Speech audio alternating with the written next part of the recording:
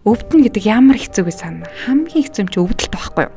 Өвдөлтгүй байлгах бидний зорилго байхгүй юу? Тэгэхээр өвдөлтгүйс хүнийг байлгана гэдэг чинь ёо просто нэр маш төсөөлшгүй их гоё мэдрэмж. Ер нь бол тийм өвдөж үтсэн хүн л мэднэ. За миний мэрэгжил тест үнэхээр гоё юм байна. Би ямар азар энэ мэрэгжлийг эзэмшвэ гэж үнэхээр ботгцсон.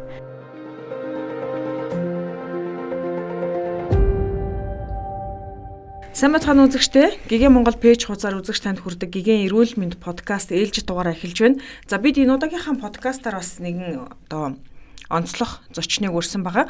Улсын 3 дугаар төв эмнэлгийн мэдээгүүжүүлэх эрчим тэмчилгээний эмч Ундрмааг өрсөн байна. Бидэнд өөрийгөө танилцуулаач. Хаана хэдэн онд сургуулаа төгсөв те. Тэгээ бас хаана суралцсан мэрэгжил дэвшлүүлэх эмч нарт ч бас маш олон суралцах юм шат байгаад байдаг шүү дээ тий. Тэр бүгдээс бидэнд ярьж эхлэвч те. За сайн байцгаана уу. Намайг Ундрмаа гэдэг. Би 2002-оос 2008 оны хооронд одоогоор манад анагаахын дээд сургууль гэдэг дээ. Одоо эрүүл мэндийн шинжилгээ ухааны их сургууль нэртэй байхад нь хүний их хэмжээ мэрэгжлэр төгссөн. Тэгээд тэр үед чинь бидний чинь бас нөгөө заавал дадлагчч эмч гэдэг журмаар заавал 2 жил өрх сум дээр ажиллах хэрэгтэй гэдэг. Тэгээд би өөр бол Баян зүрх дүүргийн 6 дугаар хороонд ацилаа сэргэлт гэдэг өрхийн эмнэлэгт өрхийн эмчээр ажиллаж агаад 2 жилийн дараа буюу 2010 онд мэдээгүүжүүлэх эрчим тэмчилгээний чиглэлээр нарийн мэрэгжил эзэмшээд тэгээд тэрнээс хойш одоо мэдээгүүжүүлэх эрчим тэмчилгээгээр яг 3 дугаар эмнэлэгт тасралтгүй ажиллаж байна. Тэгээ яг 10 оноос хойш ажиллаж байгаа хугацаанд бол Солонгос улсад 3 удаа мэрэгжил дэвшлүүлж ирсэн. Тэгээ одоо бол яг зүрхний мэсцлийн мэдээгүүжүүлэх эмчээр ажиллаж байгаа. Одоо бүр илүү нарийсаад зүрх чиглэл рүү орцсон гэж ойлгох юм байна шүү дээ тий. Тэгээ хөвчлэн дандаа зүрхний мэсцлийн хагалгаануудад мэдээгүүжүүлэхийн тусламж үйлчилгээ тэгээд хагалгааны дараах эрчим тэмчилгээнд дээр үргэлжлүүлж эмчилгээ үргэлжлүүлж явдаг. Өнөөдөр энэ хагалгааны онцлогийг тайлбарлаж өгөөч тий. Өнөөдрийн хаалга бол агшиж байгаа зүрхэн дээр титэм судас нөхөн сэргээх мэсцэл хийгдэж байгаа. Ийм онцлогтой. Тэгээд энэ мэсцэл маань өөрөө маш хүнд ажилбар тэгээд эмч нарын маш соргог анхаарал шаардсан энэ мэсцэл байдаг. Манай мэдээгүүжүүлэхийн талаас бол тухайн агшиж байгаа зүрхэн дээр бол мэсцлийн хийх нөхцөл байдлыг хангаж тухайн өвчтнийхээ амин чухал эрхтний үйл ажиллагаа цусргэлтийг доктортой ойлгох гээд анхаарч ажилладаг. Тэгжээж хагалгаа маань амжилттай болдог. Цаашдаа хүний сэргэлт ч гэсэн одоо энэ хагалгааны процесс хэр явагдсантай шууд хамааралтай байдаг. Ийм онцлогтой. Тэгэхээр энд оролцож байгаа эмч, сувилагч болгоны маш их анхаарал, байнгын хяналт шаардлагатай ийм онцлог хагалгаа. Одоо хагалгаанд орох гэж байгаа хүнд бол зүгээр л мэдээ алдуулах тариа хийдэг ийм хүмүүс л гэсэн ийм ерөнхий ойлголт байдаг бах гэж би хувьдаа боддог. Тэгээ энэ бас магадгүй бас зөрдөгчгүй бах гэж бодож байна те. Тэгэхээр яг энэ мэрэгжлийн гол ач холбогдлыг энэ үн цэнийг та бидэнд ярьж өгөөч те. Тий. Яг манай яг л олон нийтийн бодол ер нь юм. Тий. Тэгвэл манай мэдээгүүжүүлэх гэдэг бол асар том бүхэл бүтэн том салбар шинжлэх ухаан. Бид нар бол яг л хүмүүс нэг мэдээ алдуулах тариа хийгээл тэгэл болцдог юм шиг ойлгодог. Яг яс юм дээр бол манай мэдээгүүжүүлэлэг бол тухайн одоо төлөвлөгөөт юм уу яаралтай мэсэлд орох гэж байгаа хүнийг хагалгааны өмнө бэлдэж эхлэхээс бидний үйл ажиллагаа эхэлдэг байхгүй юу? Бэлдэж эхлээд тэгээ нөгөө тухайн хүнээ одоо нөгөө ямар зовиртой, шаналгаатай те ямар үндсэн суур өвчтэй юм те тэр болгоныг үзэж наан нь бэлдэж энэ хүнд наа захын мэслийн өмнө бол сэтгэл санааг нь докторжуулах тий тайван байлгах хаалгаанд бэлдэх ядаж тайвшруулах эмчилгээ хийж эхлэхээс эхлээд бидний үйл ажиллагаа эхэлдэг байхгүй юу. Тэгээд цаашлаад мэдээгүүжлэг хагалгаан дээр явж байгаа байхгүй юу. Хагалгаан дээр бол тухайн мэс заслын одоо эмчийн тий мэс засал хийх боломж нөхцлөөр хангаж өгдөг. Тэгээд тухайн өвчтний хувьд бол өвчтний амин чухал эрхтний үйл ажиллагаа бүгдийг хангадаг. Тэгээд мэс заслын тусламж үйлчилгээг ерөөсөө доктортой тухайн хүнийг одоо нөгөө нэг эргэн хэвийн байдалд эрүүл болгох гээд ямар нөхцөл боломж бүрдүүлэх ёстой бүгдийг бүрдүүлж тэгжиж үйл ажиллагаа явуулж бидний тэгжиж хагалгаа хийгддэг тийм байхгүй.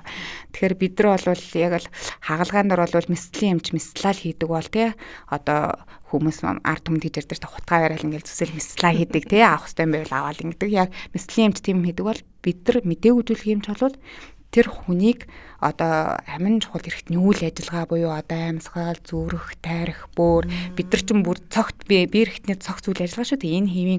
Энэ цогц үйл ажиллагаа хэвийн байдлыг хангаж ажилладаг байхгүй. Тэгэхээр бидний мэрэгжил бол тухайн хүний амийг одоо атгаж мэслийн явцад бол атгаж явж байдаг тийм мэрэгжил. Ерөнхийдөө бол ингээд хүмүүсийг харах хүмүүс үнэхээр ойлголт бага байхаас өөр байхгүй. Яг л бид нар далд фронтод ажилладаг байхгүй. Тэр болгон ил гараад ээж чадахгүй тий. Тэгээд дээр нь ард өмнө мэс заслын эмчил мэсэл хийдэг гэж ойлгодог байхад цаана асар том баг ажиллаж байдаг. Тухайн хүнийг мэсэл хийхин тулд унтуулна, өвдөлтийн намдаа тий. Тэгээд тэр мэс заслын одоо хүрцээ бид нар чинь булчингаар булчингаар ингээд бүх биерхтэн чинь тэр чигээр булчин байхгүй булчин гэж суулж ээж мэслийн эмч чинь хүрэх ёстой газараа хүрдэг ингээд цогц үйл ажиллагааны үр дүнд мэслийн одоо үйл ажиллагаа одоо бид нар тусламж үйлчилгээ мэс засал маань амжилттай болдог ийм онцлогтой.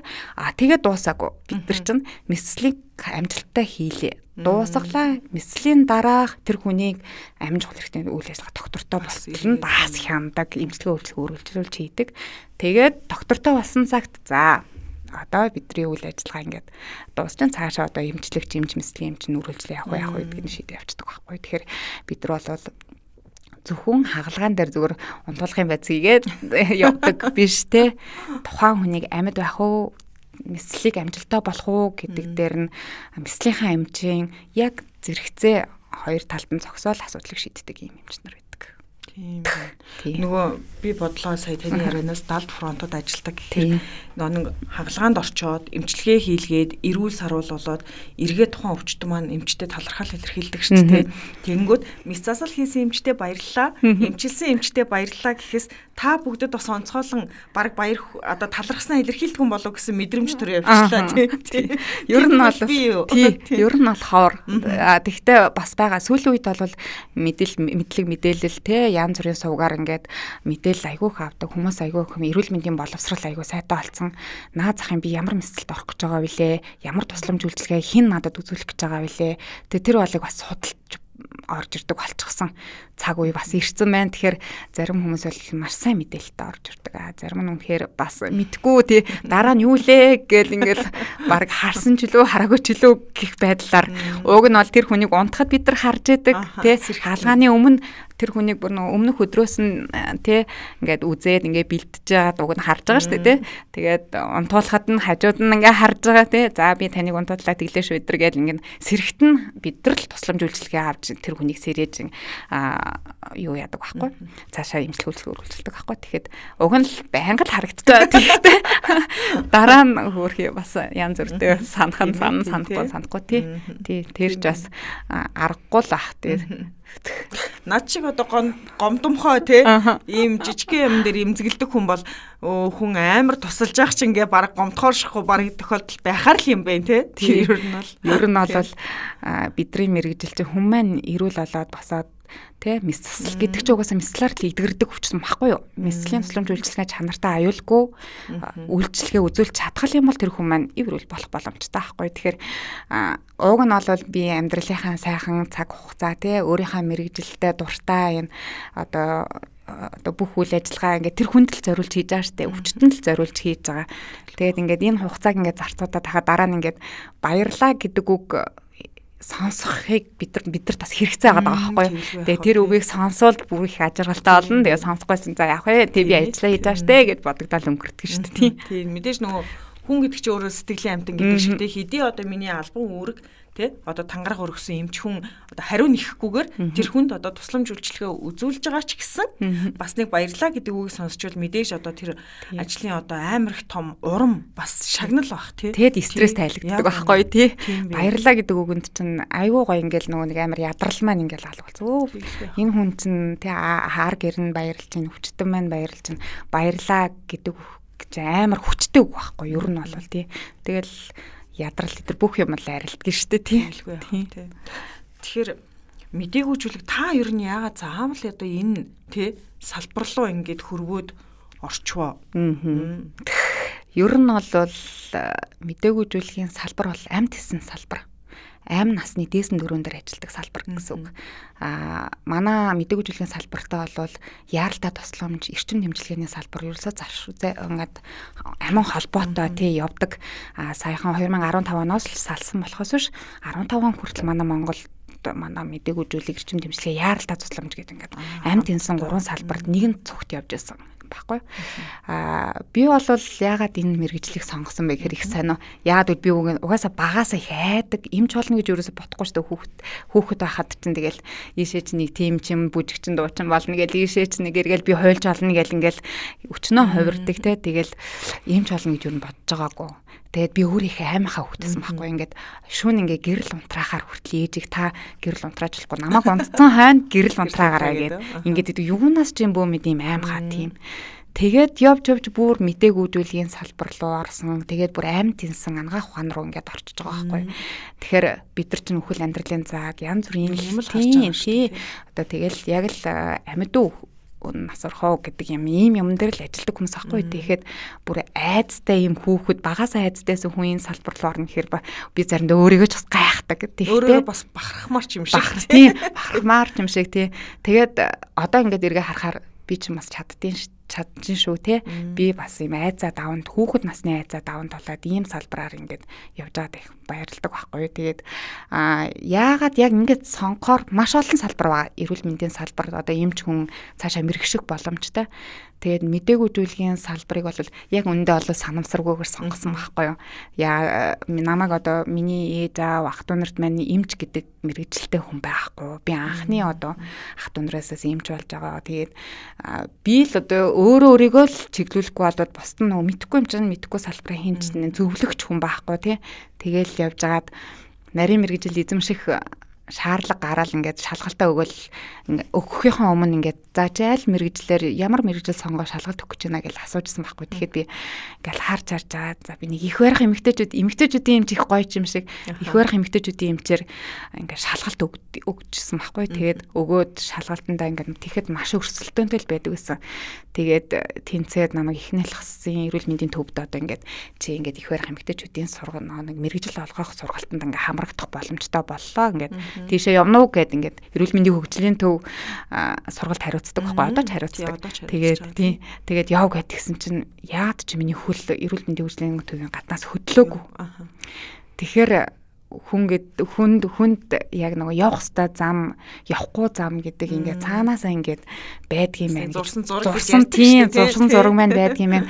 Би тэгээд өөрөө сонгож шалгалт өгөө тэнцээд яг ингээд бүх юм шулуун зам руу орсон явж хахад тэр гаднаас миний хөл хөдлөхгүй байгаа юм би бүр гайхсан байхгүй. Тэгээ ингээд бул хар чулуу ингээд намайг дарцсан юм шиг нэг л чи буруу сонголт хийж байгаа юм шиг юм хийж байгаа шүү гэж байгаа юм шиг ингээд намайг ерөөсө хөдлөхгүй байхгүй. Тэгээ би гадаа нь ингээд би бүр одоо ч сандаг гадаа нь ингээд ийм жижигхэн намхан цэнхэр тий сандал тэгээд нөгөө нэг юм ногоон юм хашлахын хажууд ингээд сууж байгаа л яах вэ гэл ингээд бодож байсан байхгүй. Тэгээд нөгөө зөвлөлдөг хүн байхгүй. Тэгэл ингээ хөл хөдлөх гэхээр явж өгдөггүй.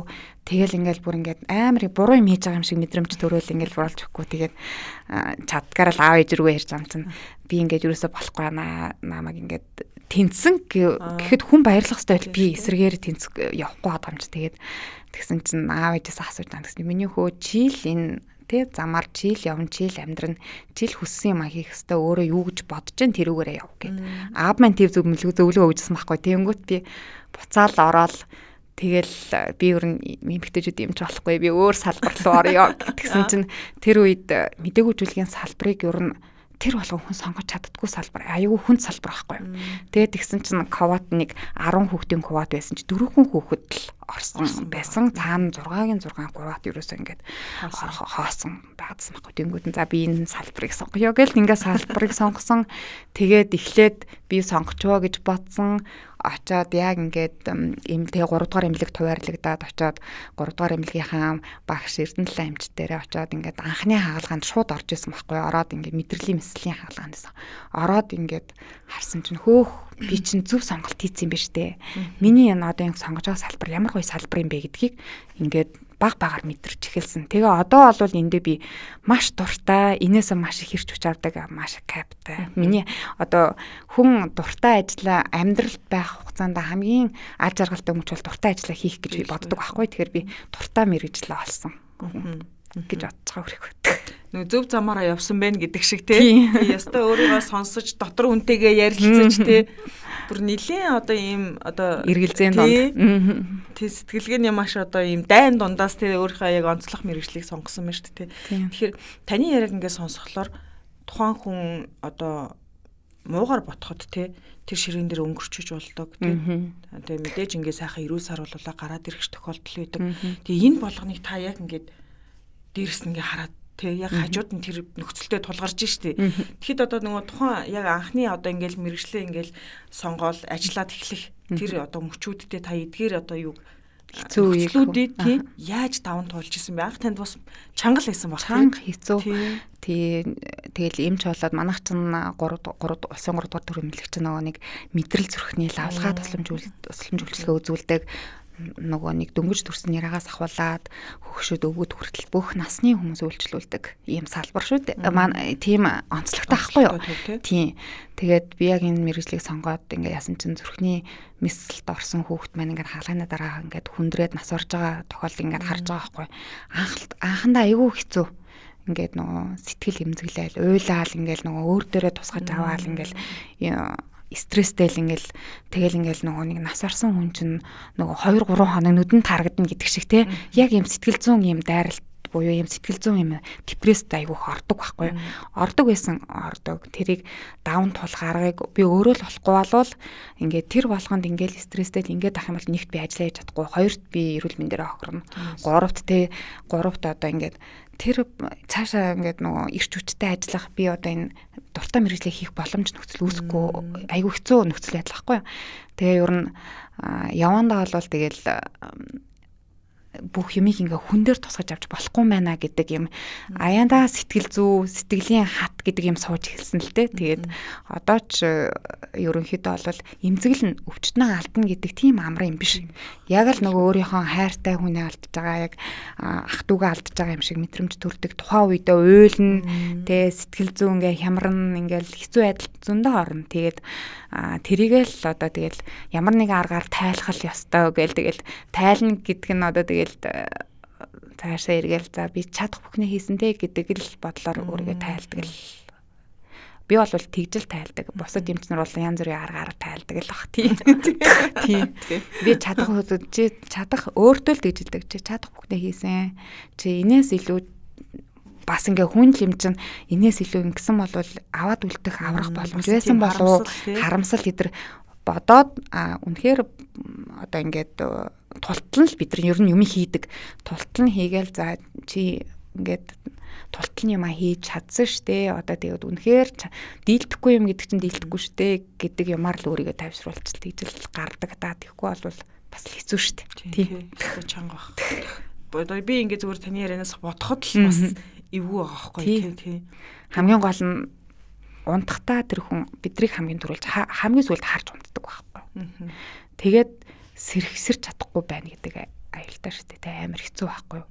Тэгэл наад захын тэгж бодогдсон шүү дээ. Яг эмч хүний хувьд яг тэгж бодогдож байгаа байхгүй. Энэ хүн надаас аврал ирээл унтсан шүү дээ. Тэгэхэд би энийг яаж хийж аваад босгох ёстой шүү дээ гэсэн бодол. Өөрөө ирэхгүй төрдөг. Тэгээд алдаа оноотой тэгэл юм дийлдэхгүй юм гэдэг чинь айгүй хэцүү. Бид нар хичээгээд дийлдэхгүй юм зөндөө байдаг. Дийлдэхгүй л тавиад туучгаад тэгэл хэцүү шүү дээ тийм. Чанга тийм. Айгүй хэцүү. За ёстой эвгүй салбар байна танаа салбар чинь тийм ёстой эвгүй юм байна. Хэцүү салбар тийм. Тэгтээ гоё салбар. Нөгөө хоббигоор ажиллана гэдэг шиг тийм таны хувьд бол одоо үнэхээр мэрэгжилтэд дурлаад ингэж ажиллаж байгаа. Би ингээд эмчнэртэй ярилцахаар одоо эмчнэрийн надтай ярилцсан эмчнэрийн амнаас ер нь бол мэрэгжилтэй амар дуртай, айгүй хайртай, мэрэгчлээ амар хүндэлдэг те үнд цэнийг нь бүр ойлгоцсон тийм хүмүүс байдаг байхгүй. Тэгэхээр би яг одоо ингээд бодглохоор эрүүл мэндийн салбарыг үнэхээр мэрэгжилтэй хайртай ийм одоо бүр нэг дурлаж мэрэгчлээ сонгосон ийм хүмүүсийн нуруунд дээр өнөөдөр манай эрүүл мэндийн салбар яваад байна гэж би харах хардаг. Тэгээ тэрийгач бас би ингээд эмч болгонд бас хэлмээр санагддаг. Тэд нар ч бас өөрсдийгөө те үн цэнэ бас өөр хүн хэлж л байгаа. Гэхдээ би бас тэдэнд бас хэлчмээр санагдаад байдаг байхгүй. Тэгээ би ч гэсэн бас энийг бас танд хэлмээр санагдчихээн тий. Үнэхээр яг тань шиг хүмүүсийн нуруунд дээр эрүүл мэндийн салбар явж байгаа байхгүй юу? Тэг би бол тэгж л хардаг. Тий.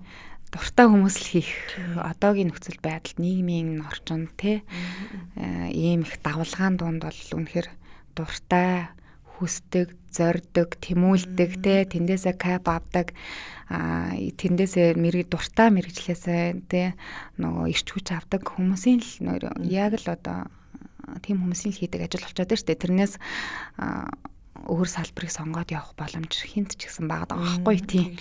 Яагаад гэвэл бас хэцүү шүү дээ тийм. Бүгд л ойлгож байгаа мэдчихэж байгаа тийм. Ямар хэцүү юмыг өөрж явж байгаа вэ гэдгийг тийм. Тэгээд эмчнэрийн чинь одоо сурах хугацаа дуусахгүй. Одоо ч гэсэн тэнд бас сурах юм байгаа л үз. Тийм, сурах юм байлгүй яах вэ? Тэр чинь угаасаа жил болгон мэрэгжлээ дээшлүүлэхээр сургалтанд хамрагдах ёстой. Тэгжээж мэрэгжлийн лиценз маань сонгогдох ёстой. Тэгжээж би хөл нийлүүлж олон улстай хөл нийлүүлж алхам тий. Тэгээд бидний одоо яг миний одоо мэрэгжлийн салбар одоо мэдээгүй зүйлгийн тусламж үйлчлэгээ өвчтөндөө ээлтэй тэгээд аюулгүй байх ёстой байхгүй. Тэгэхээр тэр маань жил ирэх тусам л наазахын хэрэглэж байгаа юм хүртэл боловсронгуй болоо л ингээл явж байгаа. Тэр болгоноос хоцрохгүй өөрийнхөө салбартаа нэвтрүүлээд байдаг юм уу ингээд оруулаад ажиллаад өөрийгөө ингээд чадахжуулаад явах нь айгүй чухал байдаг учраас бидний байнгын л суралцагч. Ерөөсө байнгын л сурагч юм шиг л явдаг тийм. Тийм. Жил нэг номын хуудас эргүүлээд ч юм уу тий. Одоо ингээл олон улсад дэлхийн нийт чинь нөгөө хиймэл оюун ухаан дээр үндэслэсэн эмчилгээ онцлогоо хийж гин, мэс заслаа хүртэл роботоор хийлгэж гин шиг юм уу тий ингээд ийм төвшөнд очичоор мэдээж бас тэр болгоны араас яаж л нөгөө роботын үйл ажиллагааг нь яах вүлээ тий. Нэг ийм асуудал гарахад бид нэр одоо юу хийх ёстой вэ ч гэдэг юм уу. Ингээд ерөөсөл нэг шин тутам гарч иж байгаа юм та нөгөө энэ тэнцүү явах л өөр сонголтгүй болчиход байна шүү дээ тий. Тийм байна. Тэгэхээр зүрхний гээд тэгэхээр тий одоо мэдээгүй зүйлгийн эмчээс одоо өөр бусад мэс заслын мэдээгүй зүйлгийн одоо эмчээс илүү одоо нөгөө өөр онцлог тийм ур чадвар ч юм уу тийм зүйл шаарддаг юм би юу? Шаарддаг. Тий. Зүрхний мэслийн мэдээгүй зүйлхээр бүр нарийсж байгаа юм л да. Тий. Ерөнхий мэдээгүй зүйлгийн эмч нараас илүү бас нарийн зүрхний мэсэл чи өөрөө бас юм төвхтэй бас юм онцлог мэсэл байхгүй. Тэгэхээр илүү нарийсан мэрэгжил шаарддаг. Тийм. Ер нь одоо ингээд мэдээгүй зүйлэг гэж ярихлаар бас их өргөн хүрээний юм болох байх л та мэдээж тий. Тэгэхээр яг одоо энэ таны яг энэ нарийж мэрэгсэж байгаа яг энэ чиглэлээр ер нь боловсон хүчний хүрэлцэн хангамж ер нь ямар гэдэг юм бэ? Одоо манай эрүүл мэндийн салбар чинь нэг үе хүн болгон эмч хүн болгон хуульч одоо хэдэн жилийнхаа нөөцийг ингээд бүрдүүлсэн ингээд яриад байж тал тий ковид боллоо. Ковидоос хойшоо одоо нөгөө эрүүл мэндийн салбар чинь нөгөө юунд орчлоо шүү дээ тий. Хүн хүчний хомсдолд орчлоо шүү. Тэгэхээр танаа дээр бас яг энэ нөхцөл байдал яг ижил байгаа юу? Тий яг хоо ерөнхий мэдээгүй зүйлгийн эмч нар гэх юм бол ер нь бол манай улсын хэмжээнд шүү дээ. Одоогор бол 300-аад эмчээдэг байхгүй юу? Яг хүртээмжийн талаар ярих юм бол хангалттай биш. Яагаад гэвэл айгүй хүн салбар сонгож орж ирэх одоо эмч нарын тоо хязгаартай. Тэр болгон юм хүн салбар руу хортой хэцүү салбар руу бас ингээд хөл алхаад ороод ирдэг хүмүүс айгүй ховор болсон. Зоригтой хүмүүс баг. Тэгээд бас маш их ачааллыг чинь бас ингээд даван туулах чадвар юу лээ те. Ер нь бол айгүй хэцүү салбар. Эмч нар дотроосоо сонгож орох нь айгүй хэцүү. Тийм учраас байнгын манай мэдээгүй зүйлийг ерөнхийдөө бол дутагдaltaй явдаг. Тийм байхгүй. Тэгэхээр хасах гэдэг шиг явдаг юм шүү дээ. Ер нь бол дутагдaltaй тий хөдөө орон нутгийг харах юм бол 5 одоо жишээлбэл мэдээгүй зүйлгийн эмчийн оронтой байхад 2 эмчилд ажиллаж байдаг жишээний. Тэгээд суралцаа төгссөн маань яг ингээд мэрэгчлэр ажиллах нь хэрэглээ тий. Тэгээд ингээд бодохоор одоо яг идэвхтэй бол 200-аад эмч бол ажиллаж байгаа. Яг улсын хэмжээнд ч тийм улсын хэмжээнд ажилладаг. 300 ч бүр багасчлаа шүү. Багасж байгаа тий багасан тийм хэцүү байхгүй харин тэгэхээр ер нь бол идэвхтэй гар бол 200-аад гаруй эмч нар ажиллаж байгаа гэдгийг мэдээлэл би сүүлд авсан. Тэгээд ер нь бол яг одоо манай зүрхний мэслийн мэдээгүй зүйлгийн эмч нар бол тоотой хэд байдаг тий.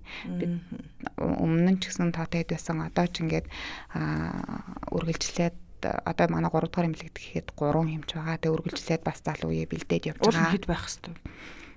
Яг одоо л 3 4 бол хангалттай тий. Тэгээд одоо юм гэдэг чинь хөгжиж байгаа юм чинь тий. Тэгэхээр бол цаашдаа бол шаардлагатай. Гэхдээ манайх бол үе ингээд манай багш нар ч гэсэн бидрийг бэлдээл ингээд явж исэн. Одоо тэгэл бид нар ингээд уламжлаад бэлдээл дараагийнхаа үеийг бэлдээл бидрээс дээшээгээ тэгэл хөгжөөл илүү хөгжөөл тэгэл явж байгаа. Тий.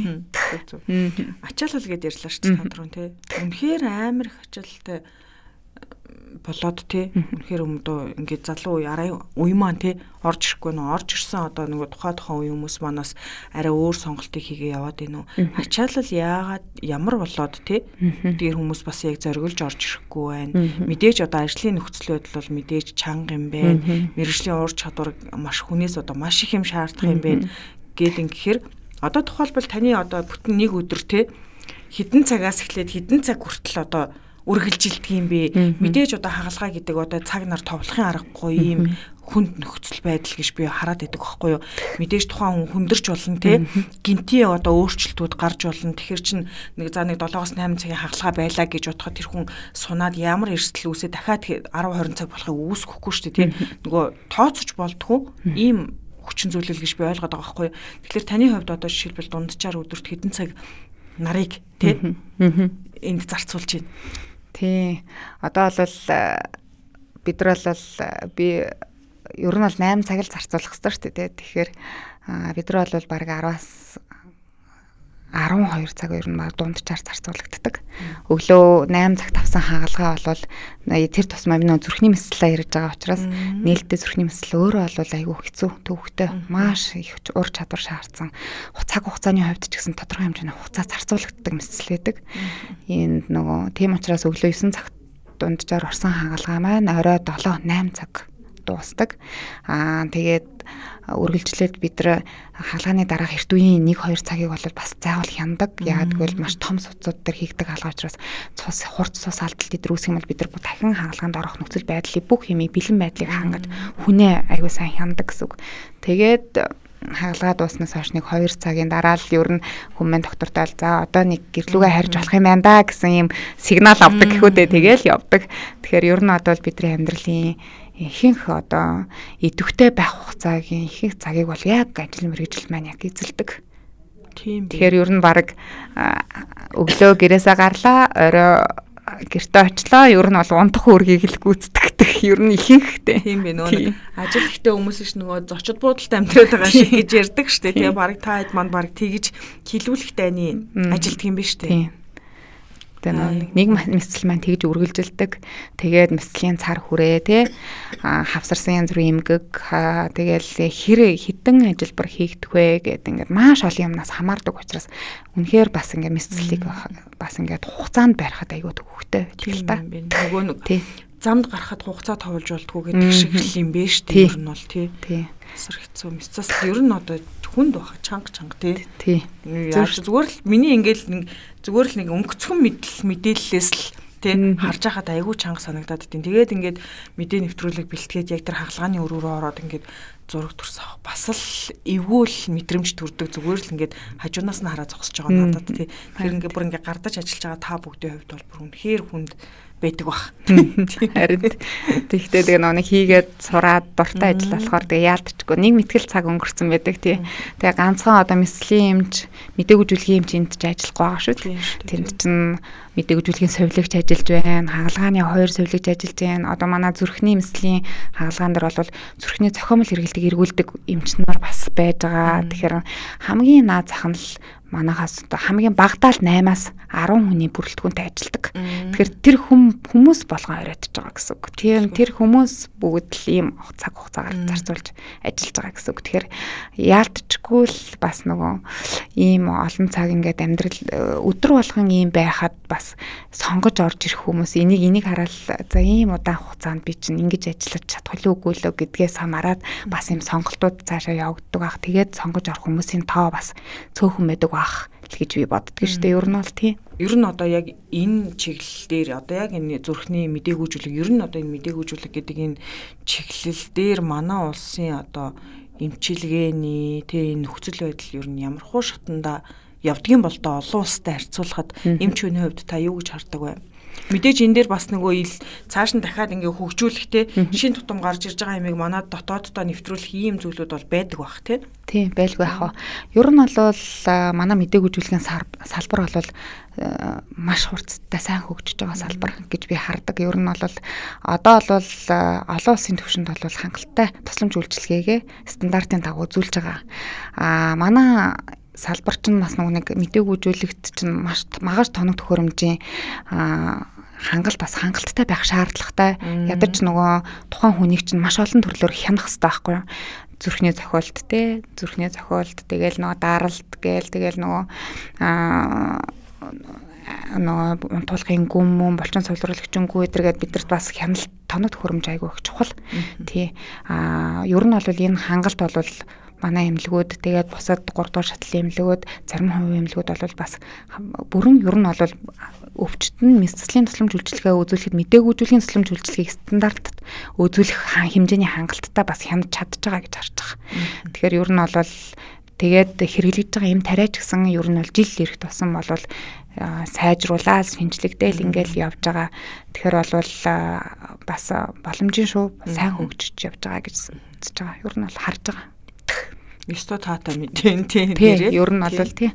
Яг багаж тоног төхөөрөмжийн хангалтын хангалтаас л ер нь бол хамгийн ер нь шалтгаалдаг шүү дээ. Тийм. Тэгэхээр тэрнээс бол эмч нарын мэдлэг ур чадвар бол олон улсын түвшинд гэж хардаг. Ер нь бол би яг наад үгүй чинь ярилцлага хийсэн эмч болгоноосоо сонсдог. Манай эмчнэр гэхдээ үнэхээр бүр мундаг юм билээ шүү дээ тий. Хаач очсон гэсэн яг үнэхээр одоо шин тутам гарч байгаа тэр тоног төхөөрөмж одоо тий юу гэдгийг тэднэр л гэхээс биш. Яг ингээд үндсэн одоо мэдлэг ур чадвар бол ерөөсө хаач газарддаггүй хаач ерөөсө дутагддаггүй гэдэг үгийг би эмчнэрээс сонсохоор баярлаад идэг шүү дээ. Үнэхээр бахархмаар сэтгэл төрдөг. Тэгээ энэ үгийг таач бас хэллээ тий. Гоё сайхан байна тий. Ер нь одоо та чин дөрөв Солонгос тас мэрэгчлээ дэвшлүүлсэн гэж хэлсэн тий. Та бас гадны улсын одоо тий нөхцөл байдлыг бас бидэнд сонирхуулаач. Мэдээж одоо манайхтай харьцуулахад тэнд чинь нөгөө эрүүл мэндийн шинжилгээ ухаан гэдэг юм чинь бүр сүрхий одоо хөгжөөд дэвшилтэд явж байгаа улс орны нэг те тэгээд дээрэс нь тэр салбар руугаа хаяж байгаа хөрөнгө бас юу лээ те тэгэхээр ингээд мэдээж нэг тэнгэр газар шиг гэдэг шиг ялгаа мэдээж гарч л таараа те энэ бүгдээс нь та бас сонирхуулаач те тийм би яг их олон газар яваагүй л байгаа Солонгос хамгийн ойрхон боломжтой юм байна тийм том мэдлэгийн бас юу штэ тийм Солонгос улсын эрүүл мэндийн салбар ер нь бол манайх бол 50 жилээр хоцрогдож явж байгаа гэж үздэг. Тэгтээ яг ингээ очоод суралцаад ингээд суралцах маш их. Тэгээд нөгөө манад чинь суралцах юм ихээс гадна тэдний чинь бас нөгөө хяналт мянал гэж бас айгүй сайхан л да. Тийм. Тэгээд тийм хүмүүсээ суралцаад ирээд эндээ ер нь бол болж л манай эмч нар бол мэрэгжил дэвшлүүлж ирээд эндээ сууршуулдаг, нэвтрүүлдэг ажил мэрэгжил рүүгээ бүр ингээд оруулж сурсан юм өдөр тутмын одоо үйл ажиллагаандаа нэвтрүүлж ажиллаж чаддаг гэж боддог. Яг хөө зарим нэг юм л лист тооцвол те тэр нь дахиад нөгөө багаж тоног төхөөрөмжтэй босож юмнуудтай тий. Тэрнээс болвол ер нь бол эрүүл мэндийн салбар энэ нэрчээр манах хөгжөөд эрүүл мэндийн тусламж үйлчилгээний юу одоо ингээд нэ дэмжлэг те хөрөнгө нөөцтэй л ингээ хангалт идэр маань нэмэгдээд те эрүүл мэндийн салбарын ажилчдынхаа дэмжих үйл ажиллагаа хангалттай болоод ирэх юм бол эрүүл мэндийн салбар маань хурдан хөгжих юм байна гэж хардаг. Ер нь боломжтой. Ер нь бол бүрэн боломжтой гэж хардаг. Тэгэхээр ер нь бол тэгэж хангалт идрээ сайжруулаасаа. Тийм. Ер нь бид эрүүл мэндийн салбараа жоохон дэмжиж тий. Үндсэн одоо баялаг буюу эрүүл мэндийн ажилчтай жоохон дэмжиж ингээд явжвал ер нь бол хурдтай хөгжих боломж маш их гэж харж байгаа. Одоо жишээлбэл Солонгост та хаалганд нь бас орж үзсэн юм мэрэгжил дэвшлүүлж байгаа учраас тийм. Тэгэхээр одоо яг таны чиглэлээр ингээд мэдээгүй зүйлгийн хичнээн эмчний хаалганд ордог юм бэ ч гэдэг юм уу тийм. Хичнээн совилогч байдаг юм бэ гэд ингээд харьцуулахлаар ямар байсан бэ одоо. Хүний нөөцтэй талаас нь тийм. Нэг хаалгаан дээр ажиллаж байгаа баг хамт олон тийм. Яг Солонгос улсад бол яг нэг мэдслийн операционууд буюу мэслийн өрөөнүүд бол ингээд нэг газараа төвлөрчихсөн. Тэгээ ер нь бол яг ийм хүний нөөцийг ийм одоо суралцаж, нарийн мэргэжлэр суралцж байгаа резидентүүд голгохуудаараа хүний нөөц аягүй сайн бүрдүүлж өгдөг. Тийм учраас нөгөө хагалгааны дунд бол ингээд хяналт монитор идрээ аягүй хангалттай байдаг учраас ер нь бол эмч яг ингээд удирдах байгаа мэдээгүй эмч бол 2-3 хагалгааны дунд ингээд ерөнхий хяналттай тавиад яг хагалгаа болгон дээр бол энэ нарийн мэрэгшиж байгаа эмч нар суралцж байгаа эмч нар тэд нар чинь бүр 5 жил хүртэл суралцдаг байхгүй. Тэгэхээр тэд нар чинь маш удаан хугацааны сургалт авдаг хүмүүс учраас ингээд тэд нар бол яг операционд суугаад яг хагалгаа хийгээ явдаг.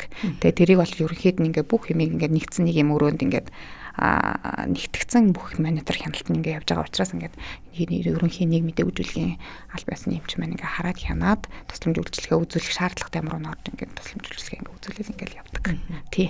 Тэгэхээр тэрнтэй харьцуулах юм бол манайх бол тийм байхгүй шүү дээ. Тэгэхээр яг хаа сайдын тушаал гэдэг нэг операционд нэг мэдээлжүүлэх эмч нэг сувилагч ажиллах хэрэгтэй гэсэн угаар одоо л тэр журмад мөрдөл ажиллаж байгаа. Тий. Зарим тохиолдолд бас нөгөө нэг нөгөө орон тооны дутуу байдлаас болоод зарим нэг газар бол өөр л байгаа ах тий. Би бас сайхан нэг мэдээж хахад яг нөгөө төлөвлөгөө тагалгаа бас л нөгөө сувилагч хаанаач хүрэлцэхгүй тий.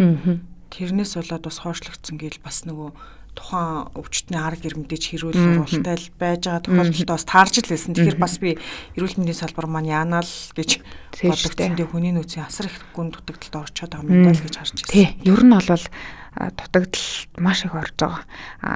Яг наадах чигээрээс өдөр тутамд харалж байгаа асуудал шүү дээ. Тэгээ дээр нь манай сувилагч нар ч одоо сувилагч мэргэжлэр сонгон суралцдаг хүүхдүүд хүртэл байхгүй болж байгаа шүү дээ. Тэгээ нөгөө ажлын нөхцөл маш хүнд, авдаг цалин бага, амьдралтай хүрэхгүй тэр хүмүүс чинь цаг наргүй ийм байхаар чинь хэн сонгож суралцах юм бэ? Суралцах боломжгүй. Тэгэхээр чинь угаасаа энэ янзаараа байх юм бол эрүүл мэндийн салбар хүний нөөцийн асуудал одоо бүр маш одоо риск маш өндөр байдалд хүрэх байх гэж харж байгаа.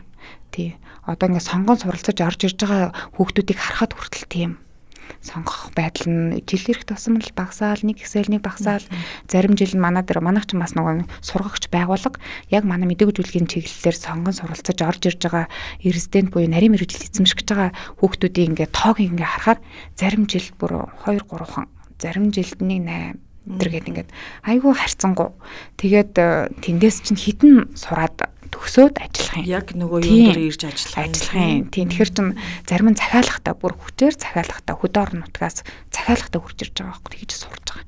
Тэрнээс бол сонгож орж ирэхэд үнэхээр хэцүү, хязгаарлал хэцүү болчиход байгаа. Ер нь бол ажлын нөхцөл байдлаас болоод тий. Тэгэхээр одоо жоохон дэмжих хааганаа дэмжих шаардлага маш их болсон гэж харж байгаа. Бүр нэг бодлогын төвшөнд ярих. Тий, бодлогын төвшөнд тий. Ачаалал гэж ярихлаар одоо түрүүн таныг ярих ингээд сонсохоор бараг нөгөө бусдын эрүүл мэндийн төлөө өөрсдөө зарцуулаад идэг, зориулаад идэг. Одоо ингээд хоногийн 24 цагийн та бараг түрүү 12 14 цаг магийг нь зарцуулдаг гэд ярьчлаа шүү дээ.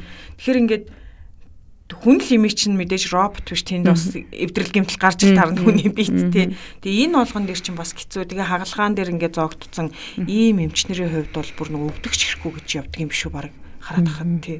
Тэжлээ ачаал юм бол асуудалтай. Тэгээл эрүүл мэндээр хохирдог л ахгүй тий. Яалж чихвэл тэгэл би ч гэсэн эрүүл мэнд маань асуудалтай болсон тий. Энэ маань ч бас яг хөө мэрэгжил рүүгээ шигж байгаа юм биш. Ерөнхийдөө бол энэ цаг наргүй ажил хитрхийх ачаалал тий. Тэгээд бас одоо бас өөрийгөө хайхрахгүй байх байдал те хитрхи хүн төвтэй өөр төвгүй те өөрийгөө ерөөсөө хайхрахгүй энэ байдал маань одоо нөө өвдсөн хойноол хүн өөрийгөө анзаарч эхэлдэг юм байл л дээ. Тэрнээс бол би өвдөөгүй байхдаа хизэж тэгж бодож үзээгүй. Өвдөөл эрэнгүүт за юу лээ л гэдэг юм дан гэл нөө сигнал өгж байгаа юм шиг ингэж орж ирж байгаа байхгүй. Тэгэхээр ер нь бол ботгол асуудал. Эрүүл мэндэ гаргуунд нь хайчиж байгаа энэ байдал ерөөс ба хайж болохгүй маа гэдгийг л өвцөө хойно ойлгоно гэдэг чинь айгүй харамслахгүй да тий. Мэдээж энэ бол нөгөө нэг өвчтнөө хайчаад өөрийгөө бодоо гэсэн үг бол биш тий. Биш. Хажууд нь өөрийгөө бод тий. Өөрийгөө хайрлахгүй болвол болохгүй тий. Өөрийгөө хайрлаж, бусдад тусламж үйлчлэгээ үзүүлнэ. Өөрийгөө хайрлаж, үр хүүхдтэй сайхан явах нөхцөл байдлаа хангаж өгч чадах хэмжээний шүү дээ. Ээж аавдаа ч гэсэн эрүүл саруул харагдах чинь бид нар ч их чухал шүү дээ тий. Сэтгэлийн зовлонгүй байх ч их сайхан шүү дээ тий. Тэгэхээр чи өвдөөд ирнэ гэдэг чинь бүх юм л доошоо унана л гэсэн үг шүү дээ тий. Ийм тохиолдол эмч нарт бас илбэг үз тий. Ер нь бол байлгүй ах байгаа л гэж харж байгаа. Тийм. Бас чанга би бүр энэ бол одоо өнөөдрийн манай энэ зочин бол тий улсын 3 дугаар төвлөгийн мэдээгүйжүүлэг эрчим тэмцлэгийн засгийн эмч ундрмаа. Тэгээд мэдээгүйжүүлэг гэхээр одоо үзэгчд маань ч гэсэндээ одоо битэрийн ярианаас бас ойлгож байгаа бах тий. Энэ бол зүгээр нэг мэдээ алдуулах тариах ч юм уу тий унтуулах тариах ч юм уу одоо ингээд судсанд нь шахаад ингээд өнгөрдөг эмч бол биш юм аа. Энэ ингээд тухайн хагалгаанд орох гэж байгаа хүнийг бол унтуулахаас ахвала бараг тэр хагалгаанд ороход өмнөх өдрөөс нь ахвалж бэлддэг ийм хүмүүс юм аа гэдгийг бас энэ подкастаараа би бас илүү тод томруун харуулж ойлгуулах гэж бас хичээж байгаа юм аа. Би энэ мэрэгжлэрээ сая бүр амар их бүр айгуу гой баярлсан байхгүй юу. Яа тэгвэл би нөгөө өөрөө өвчтний байр суурин дээр очиод тэгээд яг мэсэлд орох болж байгаа байхгүй. Тэгээд мэсэлд ороход мэс засал гэдэг чинь өөрөө хүнд айгуу том стресс өгдөг. Тэгээд яах болтоо л гэж хүн болгон эмч ч гэсэн тэгж бодно, өвчтөн ч зүгээр энгийн иргэн ч гэсэн тэгж бодно шүү дээ тий. Яах болтоо гэсэн эргэлзээ маш их төрдөг. Тэгэл ер нь бол яг хизээ би энэ мэрэгжлээрээ бах бүр ингээд би үнэхээр би зөв мэрэгжил сонгожээ гэж хизээ баярлсан бай гэхээр би хагалгаанд орчоод хагалгааны дараа ингээд пан гэл ингээд сэрэх үедээ би мэдэрсэн. Намаа ингээд сэрэх үед миний бүх юм дууссан байсан. Ямар гоё мэдрэмж вэ те. Тэгээ ямар ч өвдөлтгүй. Тэгээд ингээд бүх юм дууссан. Би яа тэгвэл би өвчмгээс салах гэж л хаалгаанд орж байгаа шүү дээ тий. Мэслэр идгэх өвчин учраас би мэслэлд орчхол юм бол идгэх боломжтой. Тэгвэл тэр мэс засал нь яах болоо, ийх болоо гэл би өвдөлтийг мэдрэх болоо, тийх болоо гэл айгүйх стресс, айгүйх юм бодогдох. Яг хоо энгийн хүн тэгж бодогдно. Би бол мэрэгжлийн хүн болохоор тэгж бодохгүй л дээ. Тэгвэл тэр их стресс, тэр их мэс засал гэдэг амар хүнд хэцүү юмыг зүгээр ингээд унтаал ингээл зүгээр юуж болоогүй юм шиг энэ сэрэх байдал чинь л ерөөсөө бүх би ийм гоё мэрэгжил эзэмссэн юм биш үү? Яагтвэл би өнөөдөр би томоо зүсэл өөртөө маш том зүслэг хийлгээд бүхэл бүтэн идрэхтэй ингээд хагалгаанд орчоод сэрэхтэй би юу ч болоогүй юм шиг тий өвдөггүй юм шиг ингээд сэрнэ гэдэг чинь хөө ямар гоё мэдрэмж вэ? Тэгээд ингээд хамгийн гол нь өвдөлтгүй тий өвдөлтгүй ингээд бүх юм дуусцаа байна ингээд сэрнэ. Тэгээд би тэр үедээ батсан байхгүй хөө миний мэрэгжил чинь ямар гоё юм бэ? Би энэ хүнд юу ч мэдрээгүй гэхээр миний мэрэгжил чинь хүнд юу ч мэдрэгддэггүй юм шүү дээ. Мэдрүүлдэггүй. Тэгэхээр айгаад ерөөсөө байдгүй юм байна шүү дээ. Би чинь ямар гоё мэрэгжилтэй юм бэ гэж би бодож сэржсэн байхгүй юу. Тэгэхээр тэгээд яг өөр дээрээ туулаад ингээ гараад ирэнгүүтэл хүн яг бүр илүү мэрэгжилтэй хайртай болсон, илүү их дуртай болсон. Хоох би чинь бас ингэдэг шүү дээ гэх.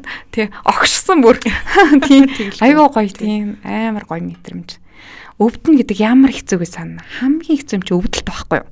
Өвдөлтгүй байлгах бидний зорилго байхгүй юу? Тэгэхээр өвдөлтгүйс хүнийг байлгана гэдэг чинь ёо просто нэр маш төсөөлшгүй их гоё мэдрэмж. Ер нь бол тийм өвдөж үтсэн хүн л мэднэ. Өвдөлт гэж ямар хэцүү юм бэ гэдгийг. Тэгээ өвдөлтгүй байна гэдэг чинь ямар гоё юм бэ гэдгийг ялгааг нь мэдэн шүү дээ. Тийм учраас тэр үед л ёо за миний мэрэгжил өстө үнэхээр гоё юм байна. Би ямар азар энэ мэрэгжлийг эзэмшвэ гэж үнэхээр ботгцсон. Сайхан мэрэгжил. Үнэхээр гоё. Нууц биш бол тий. Та яг ямар одоо том юм эрсдлийг тий аюулыг даваад ингээд сууж байгаа юм бэ? Тийм би ер нь бол сая 24 оны 2 сард зүгээр л би ажиллаа хийж авсан. Тэгээ ажиллаа хийж аваад зөвхөн урдчлан сэргийлэх үзлэгт би өөрийгөө ер нь бол залуу хүн тий цоо эрүүл ер нь бол хүн тэгж л боддог. Би эрүүл цоо эрүүл өвдөх юм байхгүй байгаа учраас би мэдтгүү л явж байсан байхгүй. Тэгээд зөвхөн урдчлан сэргийлэх үзлэхээр хамрагдаад явж байгаа нэг онш сонсон. Тэр онш тэгтээ онш дундаасаа айгүй хүнд хэцүү айгүй том онш сонсон. Тэр бол хавдар байсан. Хорт хавдар. Тэгээд бүдүүн гэсний хорт хавдар гэдэг онш сонсож байгаа байхгүй юу. Тэгэхээр тухайн үедээ бол сонсоод нэгт эргэлзэж эхлэн те юу лээ би чи ягаад надад зовир байхгүй штэ те би одоо болтол би ажиллаа хийгээл ингээл явж штэ те тэгэхэд ягаад гинэт би ийм сонсч баа гэд нэг эргэлзээд ингэж нэг хараад окей миний нэг мэрэгжлийн давуу тал маань эмч шин давуу тал бас тэн дээр гарсан. Тэгээд ингээд хараад яамны харагдаж байгаа юм яах вэ те хараад за хавдар юм байна ойлголоо. Одоо тэг хавдар юм чинь би яах юм? Би даван туултлах л арга зам надад үлдчихэж байгаа шүү дээ. Тэгэхээр би давхал ёстой юм байна гэдэг л бодол ягаал тэгэл мэрэгжлийнхаа эмнэлэгт тэгэл би бас юугаар их бахархсан байхаар яг хавдар гэдэг амар хэцүү онш сонсчоод тэгэл нөгөө нэг бүр нарийн мэрэгжлийн онцлогоо идэр хийгдээд тэгээд яг нарийн мэрэгжлийн хавдрын төвхтэй хандсан. Тэгээ бид нар чинь яг нэг хичнээн эмч гэсэн би 3 дугаар эмнэлгээс гарч хайлж явж амжихгүй л байгаа шүү дээ тий ажлын нөхцөл байдлаас тий. Тэгээ ингээд яг өөрөө өвдөөд өвчтөн болоод тий хавдрын хаалгыг татчих эхэлж байгаа байхгүй хавдар судлалын үндэсний төв юм. Тэгээ ингээд хавдар гэдэг онш ч гэсэн айгүй хэцүү онш. Тэгээд ингээд орсон чинь надад юу гэж бодогцсон гэхээр хавдраар хүн үхээ болцсон юм биш үү гэдэг бодол нь шууд төрж эхэлсэн байхгүй. Би мэрэгжлийн хавдрын эмч биш учраас бас яг л нөгөө хүндлэнгийн хүн шиг л юмыг харж штэ тий. Тэгээд ингээд орсон чинь маш гоё хөгжил маш хурдцтай явагдаж байгаа юм билэ. Тэгээд манай эмч нар угаасаа би эмч нарынхаа ур чадвар тизээч эргэлзэж байгаагүй, эргэлзэгчгүй. Тэгээд хавдрынхаа хаалгыг татаад ингээ орсон намайг айгуу сайхан эмчилж өгсөн, мэсцэл хийсэн. Тэгээд цаашаа хими эмчилгээ дээр угаасаа бас хичнээн бие зовиргүй онцлогдсон ч гэсэн миний болчирхаанууд бас томорсон байсан. Тэр болчирхаанд томорно гэдэг бас хавдрын болчирхаанд байн цусаар тархсан байна гэж үздэг байхгүй. Тэгэхээр цаашлаад нөгөө хими эмчилгээ хийх заалт маань гарч ирсэн. Тэгээ одоо ч би эмчилгээтэй л явж байгаа. Эмчилгээ хийгээд ажиллаа хийгээл ингээ явж байгаа байхгүй. Тэгэхээр ер нь бол яг өвчтний байр сууриас яг эрүүл мэндийн салбарт өвчтний үүднээс хандаад ингээд ирсэн чинь манай салбар айгүй сайхан хөгжиж байгаа юм байна. Би өхгүй юм байна гэдэг болнод шууд төрж эхэлсэн. Яагад гэвэл хавдар өөрөө их хэцүү байхгүй да. Ямар үе шаттай онцлогдсон бэ гэдгээс хамаарат тавилан тодорхой байдаг өвчин. Тэгээд тэгж хинч би эцсийн шатандаа юм уу ихэнх шатандаа гэж бодохгүй хавдар гэдэг л оншиг сонсоод ер нь бол айгүй сэтгэл тийм нөлөөлдөг учраас тэгээд хавдрынхаа хаалгыг татаж ороод би ямар шатанд орсон идэх юм байна л гэсэн юм бүр ингээд нэг юм бодол төрж бүтэрсэн байхгүй. Тэгээд айгүй гоё айгүй мундаг надад тусламж үйлчлэг үзүүлсэн. Тэр тулдаач би ч одоо ингээд эмчилгээ үйлчлэгийг өргөжүүлж аваад одоо эдгэрлийн шатанд орцсон явж байгаа байхгүй тийм. Тийм. Хавдрыг даван тууллагч гэдэг бол бүр амар том тий одоо юмтай тулалдж байгаа л нэг одоо хэлбэр юм да тий. Би бүр энийг бол бүр амар асар том зүйлэл давшгүй шухуу тийм одоо амар том зүйлэл гэж хардаг ер нь бол хавдрыг. Тэгэхээр энийг даван тулаад өнөөдөр ингээд надтай ярилцаа сууж ийн гэдэг бол та бол нэр үнэхээр эрчтэй, хүчтэй тий. Айгуу тийм одоо хүчтэй нэрхтэн хүн байгаа байхгүй тий. Би бол тэгж харж байна тий. Тэгээ өнөөдрийн бас бидний ярилцлагыг бас хүлээж авч тий бидэнтэй бас ингээд өөрийнхөө мэрэгжлийн онцлогийг, салбарынхаа онцлогийг, өөрийнхөө амьдралаас тий цусхан бас бидэнд танилцуулаад өөрийнхөө туулсан тий бүхэл зүйлийг бас бидэнтэй хаваалцсан танд бас баярлалаа. Баярлалаа. Тий. Тэгээд яг энэ одоо мэрэгчлэр сонгож байгаа би бас залуустаа тий залуу үедээ ч гэсэндээ бас хэлмээр байна. Энэ мэрэгжил бол үнэхээр сайхан мэрэгчлээ тий мэрэгжил бүхэн сайхан гэж ярьдаг шүү дээ тий тухайн хүн л өөрөө яах вэ гэдгээс л хамаардаг болохоос шүү дээ. Тэгэхээр мэрэгжил болгон сайхан айл болох одоо нөгөө нэг хүний нөөц хомсдож байгаа тий энэ одоо салбартаа илүү одоо нөгөө сэтгэл зүрхээ шингээж үн цэнийг нь мэдэрч ингэж одоо ажиллаараа л гэж одоо хэлхий да тий би бас тэгж хэлхийг хүсэж байна. Та ч гэсэндээ бас тий хойч үедээ бас хэлэхгүй юу тий юу хэлмээр байна тий.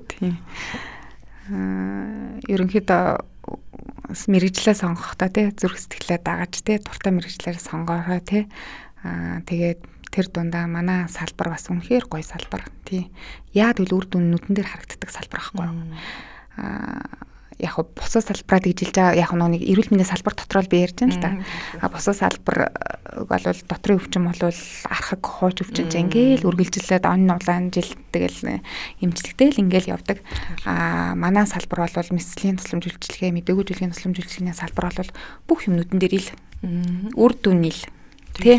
Тэгэхээр нөгөө бүх юм ингээд шууд үр дүнгээр ингээд харагдчихдаг учраас маш их гоё каптай. Тий. Дурлаж чадаад мэрэгжилтэй хайртай байж чадах юм бол маш гоё ирч хүч авч чаддаг. Нүдэн дээр бүх ингээд хүн чинь ингээд цэцэглээд ирнэ. Хүн чинь ирүүл болоод ирнэ тий. Тэгээд ийм гоё салбар тийм нөгөө тийм учраас манай салбарыг сонгож орж ирээсэй тий. Сонгож орж ирээд зүрх сэтгэлээсээ сайхан ажилласаа тий.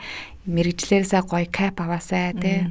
Тэгээ бидний бас амьд байгаагийн одоо амьд хүм болж амьдарч байгаагийн нэг юм мэргэжлээсээ гоё кап авч тий. Аж аргалыг мэдэрч бас явах нь их гоё чухал гэж боддог учраас энэ салбартаа ч би ажиллах дуртай байдаг. Тэгэхээр яг ингээд начиг гэж хэлэхэд начиг ийм гоё ингээд мэргэжилтэй дуртай байгаараа л гэж хэлээ да. Тийм. Мэдслийн өрөөрөө орох ер нь бол тийм таата мэдрэмж биш. Тийм.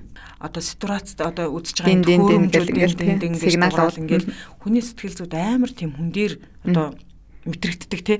Тэгэхээр энэ өрөөрөө орох тийм таата биш ээ. Энэ өрөөрөө орохгүй байх боломж байгаа юу гэвэл байдаг тий. Зарим тохиолдол дээр үнэхээр одоо аргагүй тохиолдолд бас яах ч арга байхгүй тий. Тэгэхээр энэ дээр бас та үзэгчтэй хандаж бас хилээчтэй мэдээж энэ өрөөрөө орохгүй байх боломж нь хүнд өөрт нь байгаа шүү гэдгийг бас сануулж хэлэх зүйтэй байх тий.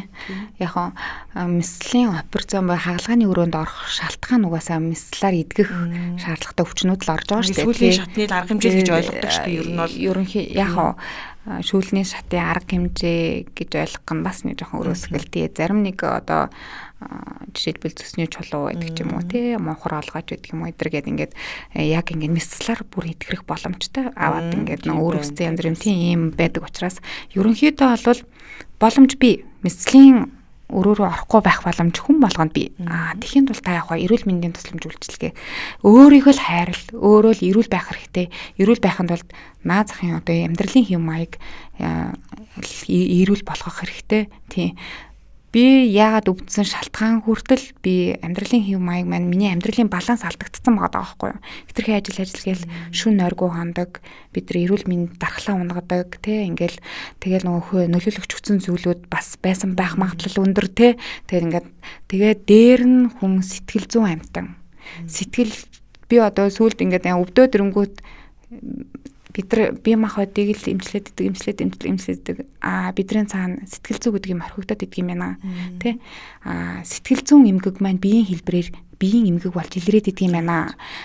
Тэгэхээр миний би өвдсөн шалтгаанаа хүртэл ингээ хүн л юм чи хайж эхэлж байгаа байхгүй. Би яагаад ингэсэн юм болоо гэсэн чи миний энэ баланс амьдралын маягийн баланс маань миний сэтгэл зүйн докторгүй байдал байсан ч бах магадaltaй тий. Ингээд ер нь янз бүрийн юм сэтгэл зүйн докторгүй байдал идэргээд ингээл хоолт моолт ингээл ер нь бол нөлөөлөгч зүйнүүдэд ийм юм маань өнөөдөр намайг хаалганы ширээн дээр хөвтүүлсэн байх гэдэг байгаа байхгүй. Тэгэхээр бид нар ингэх шаардлага байхгүй. Тийм болохоор одооноос өөрийгөө хайрлаж тий өөртөө амин хуваа хичээ гэж хэлж байгаа юм биш. Тэгтээ аминчхан бай. Амин хуваа хичээ. Өөрийгөө хайрл гэж хэлэх гээд байгаа байхгүй. Тэгжээч та бусдыг хайрлаж ял гэсэн үг. Тэгэхээр эрүүл мэндэд их сайн анхаарч энэ урьдчилан сэргийлэх үзлэгтэй хамрагдаж тий. Хэв маягаа сайхан эрүүл болгоосай л гэж хүсэж байна. Баярлалаа юм чи. За баярлалаа. За манай Гигийн Монгол пэйж хуудасаар үзэгч танд хүрдэг Гигийн эрүүл мэнд подкастын өнөөдрийн зочноор улсын 3 дугаар дуу эмнэлгийн мэдээгүй зүйлийг эрчим тэмцлэгээний эмч Ундрмаа өргөдөж оролцлоо. Бидний урилгыг хүлээж авч маш үнэтэй цаг нараасаа тий одоо цаг хорон мөч бүхнийхээ нэг хэсгийн хугацааг бас бидэнд зориулсан нь үнэхээр их баярлалаа. Баярлалаа. Урьж оролцуулсан баярлалаа. Анх одоо ийм нэвтрүүлэгт оролцож байна тий. Их гоё мэдрэмж байдаг юм байна. Дутуу юм бас их ярьсан баха. Тий би бас асуух юм бас дөлмөг байсан байж магадгүй. Үнэхээр уучлаарай таны яриад бас нөгөө сэтгэлийг илүү дахиж онгоолгоог бол энэ бол миний ур чадваргүйх байх гэж би бол хэлмээр байна. Уучлаарай тий. Тэгээд таас одоо нүсэр их одоо ачаалалтай ажлын хажуугаар өөрийнхөө эрүүл мэндийг бодороо тий. Та эрүүл байна гэдэг чинь та бас нэг л хүнд одоо эрүүл мэндийн тусламж үйлчилгээ хүргэх юм үүрэгтэй хүн шүү дээ. Та эрүүл байж бид эрүүл авах гэдэг шүү дээ, тий. Яг зөв, харин яг тэгж бодох хэрэгтэй, тий. Тэгэхээр та бас эрүүл мэндэ бодороо, бие бодороо, ажилд нь амжилт хүсье. За баярлалаа. Маш их баярлалаа. Та ч ажлын амжилт хүсье. Баярлалаа танд. За баярлалаа. За үзэгчдээ ингээд Гигийн эрүүл мэнд подкаст энэ хүрээд өндөрлөж байна. Дараагийн дугаараар ирэх уулзлаа, баяртай үзэгчдээ.